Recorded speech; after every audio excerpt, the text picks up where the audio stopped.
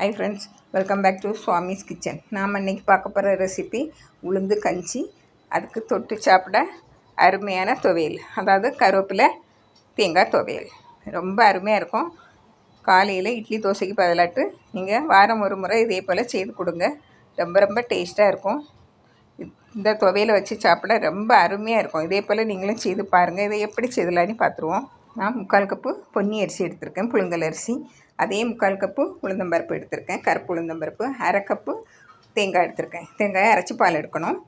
1 teaspoon வெந்தயம், ஒரு 10-12 பல் பூண்டு கொஞ்சம் அதிகமாக எடுத்துக்கிடுங்க, ரொம்ப நல்லது. ஒரு துண்டு சுக்கு. இந்த சுக்கும் நிறைய போட்டால் நல்ல வாசனையாக இருக்கும். இப்போ இந்த உளுந்தம்பருப்பை நம்ம லேசாக வறுத்து எடுத்துருவோம்.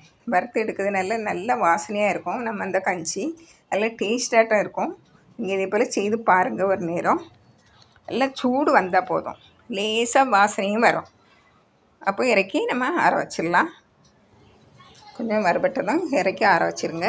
இப்போ நம்ம குக்கரை எடுத்து அதில் 3/4 கப்பு அரிசியும் போட்டுருவோம். கூட 1 டீஸ்பூன் வெந்தயம்,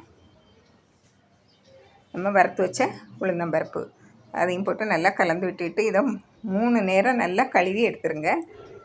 கழுவி எடுத்துக்கிட்டு இதுக்கு நம்ம 1 கப்பு அரிசிக்கு 4 கப்பு தண்ணி விடணும். இது நம்ம 1/2 கப்பு இருக்குது அரிசியும் உளுந்தும் சேர்த்து. அதனால் நான் 7 கப்பு தண்ணி விடுங்க. கூடுதல் 1 கப்பு தண்ணி விடுவேன். 6 கப்புக்கு பதிலாக நம்ம 7 கப்பு தண்ணி விடும். அப்படின்னா தான் நல்லா இந்த பொன்னி அரிசி நல்லா குழஞ்சி வேகும். இது கூட பூண்டு பல், கொஞ்சமாக உப்பு போட்டு மூடி வச்சுருங்க. கலந்துக்கிட்டு இப்போ நம்ம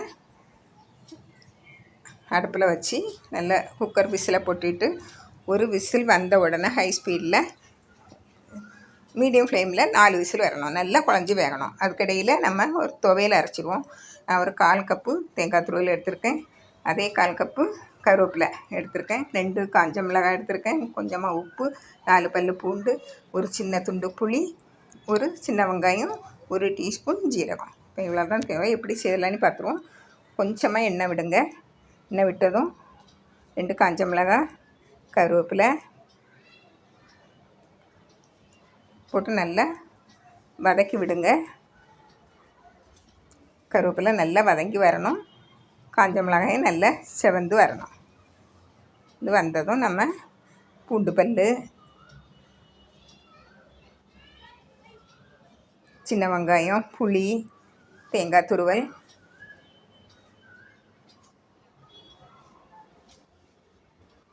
ஜீரகம் எல்லாம் போட்டு நல்லா வதக்கி விட்டுருங்க.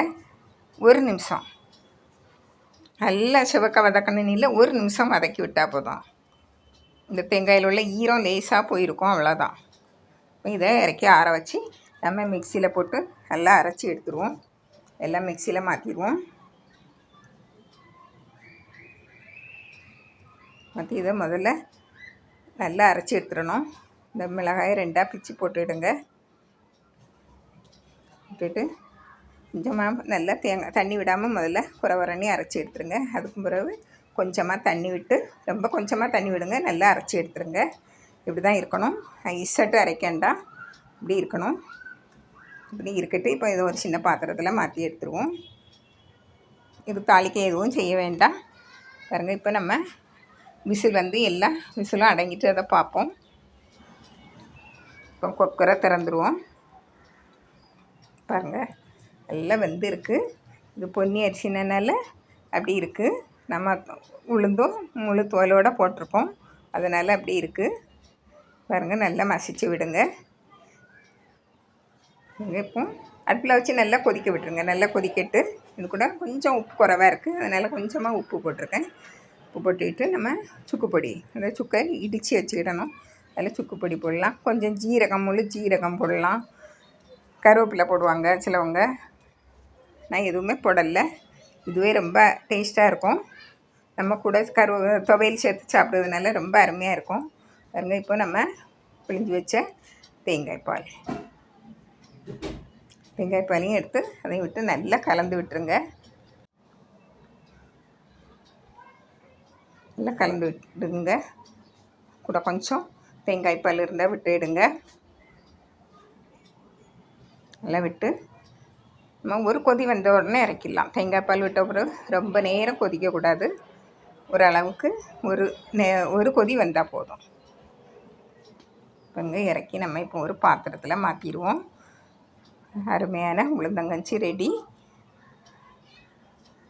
அதுக்கு தொட்டுக்கிட கருவேப்பிலை தேங்காய் துவையலும் ரெடி ஆயிடுச்சு. ரொம்ப அருமையான கஞ்சி. இதே போல் நீங்களும் செய்து பாருங்கள். பிடிச்சிருந்தால் லைக் பண்ணுங்கள், ஷேர் பண்ணுங்கள், கமெண்ட்ஸ் பண்ணுங்கள், மறக்காமல் சப்ஸ்கிரைப் பண்ணுங்கள். தேங்க்யூ.